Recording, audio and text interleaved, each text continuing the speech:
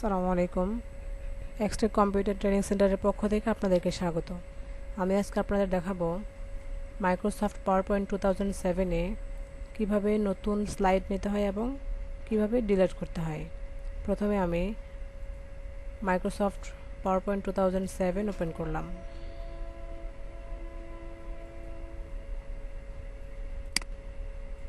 এখানে একটা slide default দেওয়া আছে।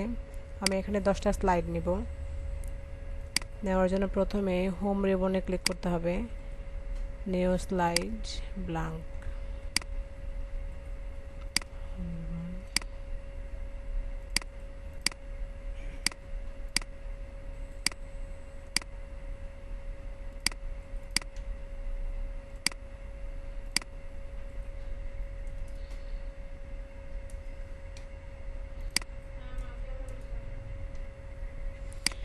এখন আমি 10টা স্লাইড নিয়েছি। এখান থেকে আমি 5টা স্লাইড ডিলিট করে দেব।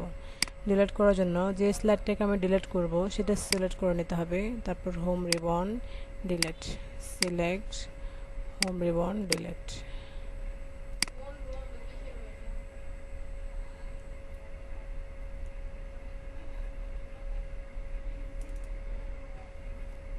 Thank you everybody. আল্লাহ হাফিজ।